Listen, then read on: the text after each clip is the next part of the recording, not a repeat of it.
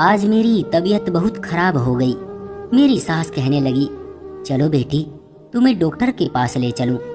लगता है कि तुम्हें डॉक्टर के पास जाने की जरूरत है। माँ के कहने पर मैं डॉक्टर के पास जाने के लिए तैयार हो गई। वो मुझे डॉक्टर के पास ले गई, जिन्होंने मेरे कुछ टेस्ट किए। फिर डॉक्टर बोली, तुम्हारा अल्ट्रासाउंड करना पड़ेगा।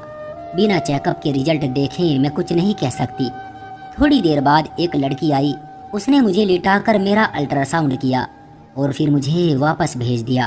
तब तक मेरी सास डॉक्टर के पास बैठी रही, डॉक्टर शीतल, जो बहुत खुश लग रही थी। मगर फिर उन्होंने मुझे बाहर जाने को कह दिया। कहने लगी, तुम्हारी पर्ची बना रही हूँ, तुम बाहर जाकर बैठो। मेरी सास अंदर ही रह गई। शायद वो बड़ी थी, इसलिए उन्होंने उन्हें बाहर ना भेजा। काफ़ी देर इंतज़ार करती रही। फिर मेरी सास ने मुझे अंदर बुलाया। मैं अंदर गई तो डॉक्टर का चेहरा उतरा हुआ था। मिस माया, क्या आपको बचपन में कोई चोट लगी थी? नहीं डॉक्टर। ऐसा क्यों कह रही हैं आप? इसलिए कि आपके लिए एक बुरी खबर है। वो क्या है? मैंने परेशान हालत में पूछा। वो ये कि आप कभी भी मां नहीं बन सकती। आप बच्चे पैदा नहीं कर सकती। ये एक पैदाइशी नुक्स है, जिसके बारे में मैं आपको विस्तार से नहीं बता सकती। बस इतना कहूँगी कि आप में बच्चा पैदा करने का सिस्टम मौजूद ही नहीं है। डॉक्टर की बात सुनकर मेरे तो अंदर जैसे कुछ मौजूद ही नहीं था। ऐसा लग रहा था जैसे मैं बेजान हो गई हूँ। मैंने सोचा नहीं था कि जिंदगी इतना बड़ा धोखा देकर मेरे सामने खड़ी होगी। मैं वहीं पर बैठकर रोने लगी। मेरी आंखों से टप टप आंसू बहने लगे। मैंने विक्रांत से मोहब्बत की शादी की थी, लेकिन अब वो बस अपनी माँ की सुनते थे। वो कहते कि मेरी माँ जो कहे उनकी हर बात मानना। अब मुझे लग रहा था कि उस घर में मेरी कोई जगह नहीं बची। जब औलाद ही पैदा नहीं कर सकती तो फिर मेरे जैसी औरत का विक्रांत की जिंदगी में क्या काम? उनकी माँ को तो बच्चों से मोहब्बत थी। मैं वहीं बैठकर रोने लगी। दिल चाह रहा था कि जमीन फट जाए और मैं इसमें समा जाऊं। ये आंख हमेशा के लिए बंद हो जाए। रो रो कर मेरा दिल हल्का हुआ तो सास ने तसल्ली दी। बेटी, फिक्र क्यों करती हो? मैं तुम्हारे पति को कुछ नहीं बताऊंगी। सास के इस रवैये पर मैं हैरान रह गई। वैसे तो वो बहुत बुरी औरत थी, मगर आज उनका रवैया कुछ अलग था। फिर कुछ समय के बाद बोली, अगर तुम कहो तो मैं तुम्हें एक बाबा के पास ले जाऊं। जानती हो, बाबा जी के पास जितनी भी बांझ औरतें आती हैं, उनके साथ भी कुछ न कुछ ऐसा ही होता है। उनके साथ भी कुछ न कुछ ऐसा ही होता है। कोई बच्चा पैदा नहीं कर सकती या फिर बच्चे मरे हुए पैदा होते हैं। उनकी दवाई से सब ठीक हो जाता है। वो सिर्फ 7 गोलियां देते हैं बेटी, और उसके बाद मानो तुम्हारे घर में खुशखबरी पक्की। डॉक्टर लोग तो झूठ बोलते हैं, उनको तो बस पैसा कमाना है। इस डॉक्टर का ख्याल था कि मैं तुम्हारा महंगा इलाज करवाऊंगी, तभी ये ऐसी बातें कर रही है। मगर तू फिक्र ना कर, मैं तुझे बाबा के पास ले जाऊंगी। देखना, तू उसकी गोली खाकर एक नहीं कई बच्चे पैदा करेगी। सास की बात सुनकर मैं खुशी से खिल उठी। उन्होंने बताया कि पायल को भी मैं उन्हीं के पास लेकर गई थी। उन बाबा की 7 गोलियां खाने के बाद वो उसी महीने गर्भवती हो गई थी। मेरे दिल में उम्मीद की किरण जाग उठी। माँ जी ने कहा, शाम को चलेंगे बाबा के पास। मैंने कहा, ठीक है माँ जी। मैं बेचैनी से शाम का इंतजार कर रही थी। शाम हुई तो माँ जी ने मुझे एक चादर ओढ़ने को कहा। हम लोग दोनों बाबा के उस ठिकाने पर पहुंचे तो मैंने देखा बाबा के पास वाकई कई औरतें बैठी थी, और मैंने उनमें से 2-4 औरतों के साथ बात की तो पता चला कि वो भी बाबा की 7 गोलियों से ठीक हुई है और उनके बच्चे भी पैदा हुए हैं। ये सुनकर मेरी तो सारी फिक्र गायब हो गई कि जब इतनी औरतों का इलाज हो चुका है, मेरी तो शादी को अभी 2 महीने ही हुए हैं। खैर, मैं बाबा के पास गई तो उन्होंने मुझे इशारे से नीचे बैठने को कहा और फिर मेरे सर पर हाथ रखकर कुछ पढ़ने लगे, और फिर 7 गोलियां मुझे देकर बोले, बेटी, ये गोलियां पाबंदी से खा लेना, इनमें से एक भी छूटने ना पाए। और हाँ, साथ में जो मंत्र मैं तुम्हें बता रहा हूँ वो जरूर पढ़ना। उन्होंने गोलियां मुझे थमाते हुए कहा, मगर मेरे हाथ में गोलियों वाला शॉपर मेरी सास ने ले लिया। कहने लगी, मैं संभाल कर रखूंगी, ये बहुत अहम चीज है, इसे मैं खुद रखूंगी।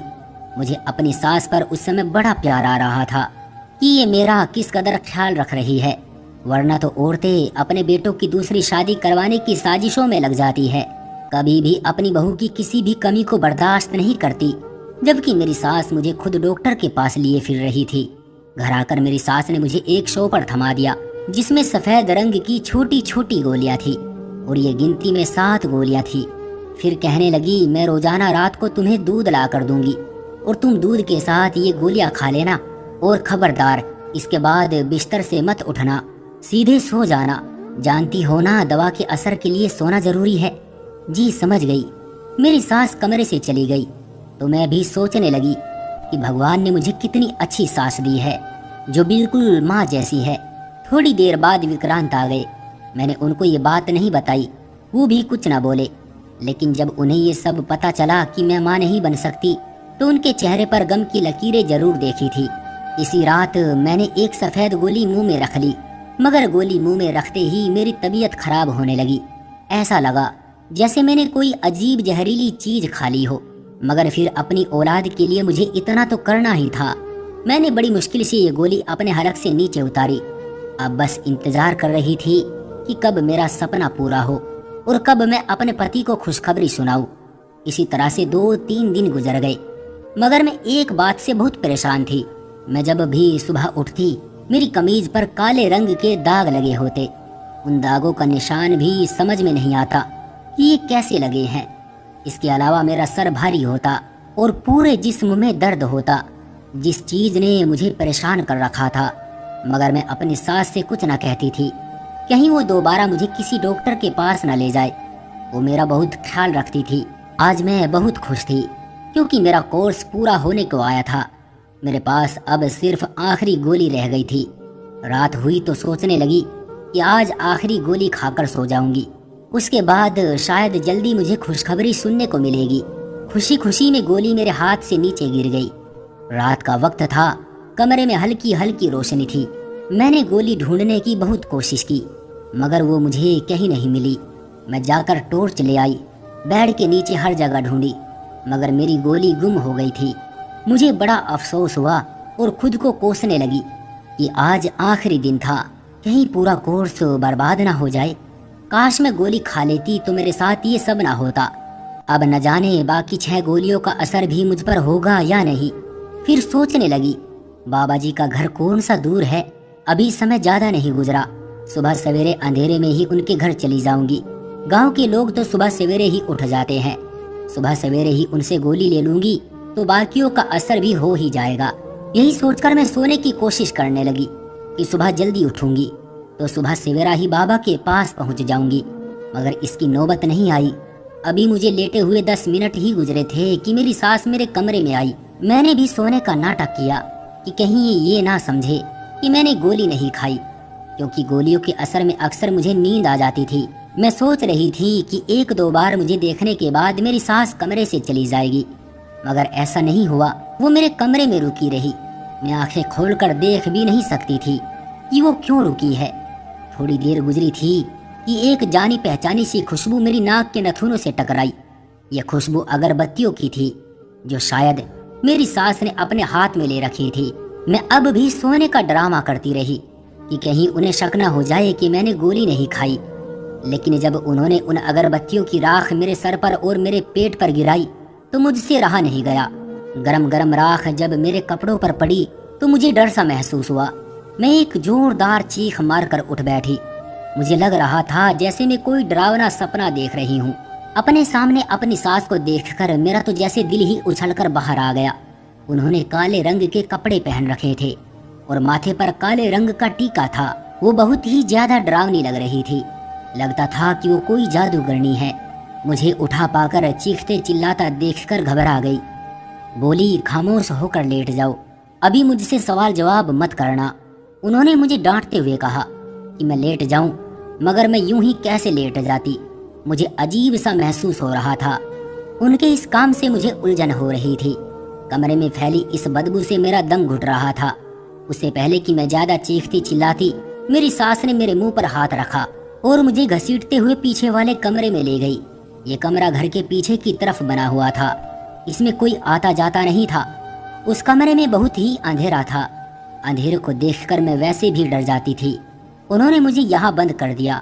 मेरे मुंह में कपड़ा ठूंसकर बाहर से ताला लगाकर चली गई। ये देखकर मेरा बुरा हाल हो गया। मेरी आंखों से आंसू बहने लगे। मैं सोचने लगी मुझे यहाँ क्यों बंद कर दिया? रोते चीखती चिल्लाती रही, मगर किसी ने मेरी आवाज न सुनी। मैं तो जानती थी कि यहाँ मेरी आवाज सुनने वाला कोई नहीं है, क्योंकि ये कमरा भी घर के पीछे की तरफ था। मैं अपने पति को कोसने लगी, जिसने मेरा ख्याल नहीं किया, मुझे पूछने तक नहीं आया। मैं उसका इंतजार दिन भर करती रही, मगर उसने मुझे पलट कर नहीं देखा। लग रहा था जैसे वो भी अपनी माँ के साथ शामिल था, और ये कि उसे मेरी कोई परवाह नहीं। इसी इंतजार में थी, शाम के 4 बजे विक्रांत ने अपनी शक्ल दिखाई। कहने लगा, तुम यहाँ पर हो मैं जानता हूँ, मगर तुम्हें सब्र से काम लेना होगा। इसके पीछे छुपा राज तुम नहीं समझ सकती। मैं उसे देखते ही उस पर चिल्लाने लगी, ये कौन सा राज है? तुम पागल तो नहीं हो गई? तुम्हारी माँ ने अजीबोगरीब काम करने के बाद मुझे यहाँ बंद कर दिया, जबकि तुम जानते हो मैं तुम्हारे बच्चे की माँ बनने वाली थी। मैं जानता हूँ, तुम्हारी डॉक्टरी रिपोर्ट देख चुका हूँ। तुम्हारे माँ बनने का मुझे तो उसी दिन पता चल गया था, जब तुम डॉक्टर के पास गई थी। अच्छा, वाकई? तो फिर तुमने मुझे बताया क्यों नहीं? तुम्हारी माँ ने मुझसे ये बात क्यों छुपाई, और मुझे ये बांझपन की गोलियां क्यों दी? बताता हूँ, सब बताता हूँ। विक्रांत ने हाथ के इशारे से बैठने को कहा। मजबूरन मैं बैठ गई। इसके सिवा कोई और चारा भी नहीं था कि मैं उसकी बात सुन लूं, मगर मेरा दिल जोर जोर से धड़क रहा था। मुझे बहुत डर लग रहा था। मैं उसके पाँव में पड़ गई। ऊपर वाले के लिए विक्रांत, पहले मुझे यहाँ से निकालो, इसके बाद तुम जो मर्जी कर लेना। यहाँ मेरा दम घुट रहा है। घबराओ मत, मैं तुम्हारे साथ हूँ। विक्रांत ने मुझे तसल्ली दी। अब मेरी बात ध्यान से सुनो। विक्रांत ने मुझे राजदार अंदाज में बताया, मेरी माँ को तुम नहीं जानती हो। वो बहुत अच्छी औरत है। बहुत सी औरतें माँ से इलाज करवाने आती है, और वो सभी का मुफ्त इलाज करती है। शायद तुम इस बात को नहीं जानती, क्योंकि माँ ने आजकल ये काम जरा कम किया हुआ है, मगर मैं माँ को अच्छी तरह जानता हूँ। वो लोगों की मदद करती है, खासकर बांझ औरतों की। वो चाहती है कि कोई औरत उनके दरवाजे से खाली न जाए। जैसे वो बाबा है ना, वैसे ही बनना चाहती है, और उसके लिए उनको एक मंत्र का उच्चारण करने की जरूरत है। उन्होंने जब मेरी शादी तुमसे करवाई तो मुझसे वादा लिया था कि मैं अपनी मर्जी से शादी तो कर रहा हूँ, मगर शादी के बाद उन्हें तुम पर इस काम को करने की इजाजत दूंगा। बस इसी वजह से मैं तुमसे बात नहीं कर सकता, क्योंकि उन्होंने मेरी बात मानी थी। तुम्हें मुझसे मिलाकर मेरे दिल की आरज़ू पूरी की, मगर अब मुझे भी तो उनकी बात माननी है ना। वो अगर ये मंत्र का उच्चारण कर रही है तो उन्हें करने दो। इससे शायद तुम्हारे बच्चे को भी कोई नुकसान पहुँचे, मगर मैं जानता हूँ कि माँ जी की नीयत बुरी नहीं है। वो बाकी और 2 की मदद करना चाहती है।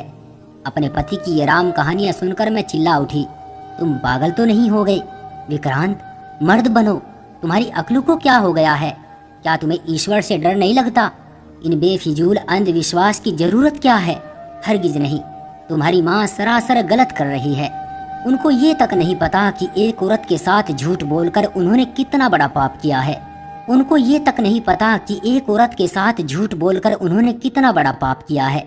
अरे वो क्या लोगों की मदद करेगी? वो तो अपने बेटे की नस्ल खत्म करने पर तुली हुई है। अगर मैं बांझ नहीं थी तो मुझे वो खतरनाक गोली खिलाने की क्या जरूरत थी? और तुम कैसे बाप हो? तुम्हें अपनी औलाद की भी फिक्र नहीं? क्या ये बच्चा चला जाए तो तुम्हें कोई दुख नहीं होगा? विक्रांत ने इत्मीनान से कहा, मुझे दुख नहीं होगा। जिस ईश्वर ने एक दिया है तो वही ईश्वर और भी देगा। सब्र करो। वैसे भी तुम्हारा तो अभी पहला महीना है। कौन सा ये बच्चा इस दुनिया में आ गया है? विक्रांत में कोई बात नहीं जानती। बच्चा दुनिया में नहीं आया तो इसका मतलब ये नहीं है तुम उसे अपने हाथों से कत्ल कर दो।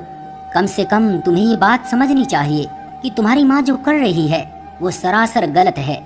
मैं अपने बच्चे को किसी को हाथ भी नहीं लगाने दूंगी। तुमने जो करना है कर लो। तुम्हारी माँ के हाथों बलि का बकरा नहीं बनूंगी। मैंने गुस्से से कहा। विक्रांत ने मुझे वही बंद किया और वो भी चला गया। बेवफा की इस हरकत पर मैं तो हैरान रह गई। सोचा नहीं था कि वो इस कदर संग दिल होगा। 2-3 घंटों बाद दोबारा आया तो फिर मुझे भी वही बात समझाने लगा। बोला, माँ जी को मंत्रों का उच्चारण करने दो, वो सब लोगों की भलाई के लिए कर रही है। उसके बाद तुम जो चाहो करो, मैं तुम्हारी हर बात मानूंगा, लेकिन भगवान के लिए मुझे माँ के सामने शर्मिंदा मत करो। विक्रांत ने मेरे आगे हाथ जोड़ दिए। मगर रात की मोहब्बत औरतों के लिए सबसे बढ़कर होती है। नहीं विक्रांत, तुम जो मर्जी करो, मैं औलाद का गला नहीं घोट सकती। अपनी माँ से कह दो कि जब तक मैं जिंदा हूँ उसे यह अपने ऊपर मंत्र नहीं पढ़ने दूंगी। मैं गुस्से में दहाड़ कर बोली। विक्रांत पत्थर बना मुझे देखने लगा, जैसे उसे यकीन ना आ रहा हो कि मैं अपनी औलाद से कितनी मोहब्बत करती हूँ। और उसके चेहरे पर पछतावे के भाव थे, जिससे साफ जाहिर होता था कि वो शर्मिंदा है मगर अपनी माँ से मजबूर भी है। वो इसी वक्त अपने कमरे से उठा और बाहर चला गया। मुझे सास की चीखने की आवाज आई। फिर वो भागा हुआ मेरे कमरे की तरफ आया। जाओ, निकल जाओ इस घर से, जितनी दूर जा सकती हो चली जाओ, वरना तुम्हारी जान ले लेगी मेरी माँ। फिर विक्रांत ने मुझे अपने एक दोस्त के घर का पता दिया और मुझे रोड तक छोड़ने भी आया। बोला कुछ दिन यहाँ रहो, मैं तुम्हें यहाँ से लेने आऊंगा। माँ पर जुनून सवार हो चुका है, वो तुम्हें नहीं बख्शेगी। विक्रांत की बात सही थी। सुबह के वक्त मैं अपना थोड़ा सा सामान लेकर अपनी सास के घर से चली गई। मैं दिल ही दिल में दुआ कर रही थी कि जहाँ जा रही हूँ उन लोगों का रवैया मेरे साथ अच्छा रहे। वहाँ पहुंची तो दीपक और उसकी पत्नी ने मेरा अच्छे से वेलकम किया। शायद मेरे पति ने उन्हें पहले से बता दिया था कि मैं आ रही हूँ। उन लोगों के घर मुझे किसी किस्म की कोई तकलीफ नहीं हुई। मैं आराम से 6 महीने वहाँ रही। इस दौरान विक्रांत ने मेरी खबर न ली। मेरी उम्मीद टूटने लगी थी। लगता था जैसे वो भी पलट कर नहीं आएगा। मगर फिर एक दिन दीपक की पत्नी आरती ने मुझे खबर दी कि मेरा पति मुझे लेने आ रहा है। खुशी से मैं फूली नहीं समा रही थी। मेरा आखिरी महीना चल रहा था। उन दिनों औरत को पति की जरूरत होती है। वो उससे अपने सुख दुख सब कहती है, अपनी तकलीफ का साथी बनाती है। आज तो उनके चेहरे पर परेशानी थी। बरसों के बीमार लग रहे थे।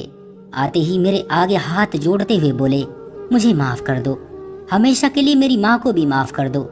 विक्रांत रोने लगे थे। आज क्या हुआ है, आप क्यों रो रहे हैं? तब विक्रांत ने मुझे बताया कि माँ को उनके किए की सजा मिल गई। उनके साथ जो हादसा हुआ उससे उनके होशो हवास बिगड़ गए। उनके मंत्र का उच्चारण पूरा ना होने की वजह से उनका दिमाग खराब हो गया और वो पागल हो गई। अब अजीबो गरीब बातें करती है। लोग उन्हें देख देख कर हंसते हैं और वो जिंदगी मौत की कश्मकश में है। विक्रांत की बात ने मुझे भी परेशान कर दिया। अपने पति की बातें सुनकर अपनी सास को माफ कर दिया। बेशक माफ करने में ही महानता है। जिंदगी के आखिरी दिनों में मैंने उनकी भरपूर मदद की। वो मुझसे बार बार माफी मांगती, मगर उन्होंने न जाने किस किस का दिल दुखाया था कि उनकी मौत बहुत ही तकलीफ दे हुई। मौत के वक्त ऐसा लग रहा था कि जैसे उनकी जान किसी कांटे में अटकी हुई थी। इस स्थिति को देखकर मुझे भी एक सबक हासिल हुआ। मैंने दिल में पक्का इरादा कर लिया कि मैं कभी जिंदगी में भूलकर भी किसी इंसान का दिल नहीं दुखाऊंगी और ना ही कोई किसी भी तरह की तंत्र विद्या अंधविश्वास के चक्कर में पड़ूंगी। चाहे जिंदगी में मायूसी के बादल छाए हों, मगर मैं कभी उस ईश्वर से उम्मीद लगाना नहीं छोड़ूंगी। तो दोस्तों, ये थी हमारी आज की कहानी। आपका क्या कहना है इस कहानी के बारे में? कमेंट करके हमें जरूर बताएं। वीडियो को लाइक कर दीजिए और इसी तरह की कहानियां लगातार देखने के लिए चैनल को सब्सक्राइब करके घंटी को दबाकर ऑल पर सेट कर लीजिए, ताकि आने वाली वीडियो का नोटिफिकेशन आपके पास तुरंत पहुंचे। मैं मिलता हूं आपसे अगली वीडियो में। तब तक के लिए धन्यवाद।